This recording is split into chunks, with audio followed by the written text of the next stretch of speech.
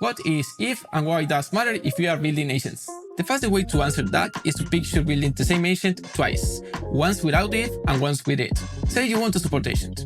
It answers customers, looks up accounts, issues refunds when they are warranted, and sends you a summary every morning.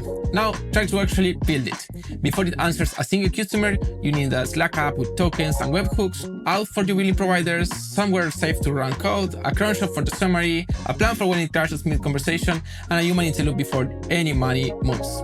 That's a lot of plumbing, and none of it is the agent you are trying to build. It's the scaffolding every agent needs before it can do anything. And today, you build it from scratch, every time for every agent across every team. With if, the scaffolding is already there.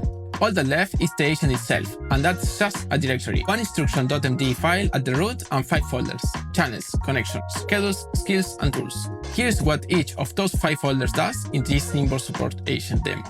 Channels are where people actually reach it. The Slack app, in this case, is one file, backed by Vercel Connect. So there is no bot token, no sign-in secret, no webhook code. And if you want to use Discord, Teams, Telegram, or even SMS, it's one file each. The auth for your billing provider becomes a connection, MCP or OpenAPI, and the model never sees a credential. The code for looking up an account is a TS file in tools, executed in a Vercel Sandbox. The morning summary is a schedule, and that one can literally be another markdown file with a cron expression on top.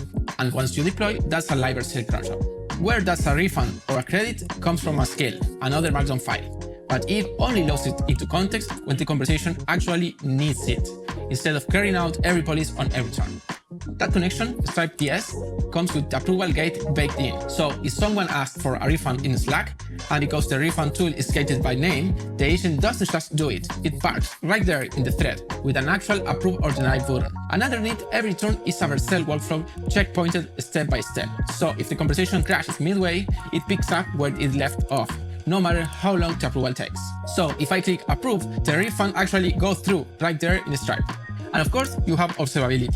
You will find agent runs in the same dashboard where you already watched the rest of your Vercel project. Every run lands there, the trigger, the turns, tokens, in and out, and what it costs. That's the same agent twice. Without a framework, the plumbing is software you own forever.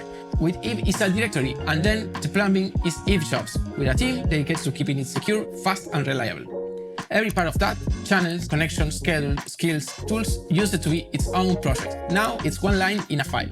We at Vercel run hundreds of if agents in production today for all kinds of use cases. For example, support, data questions in Slack, sales, or content review. If is open source, you can self-host it, and your first agent is one command away. Start today at if.dev.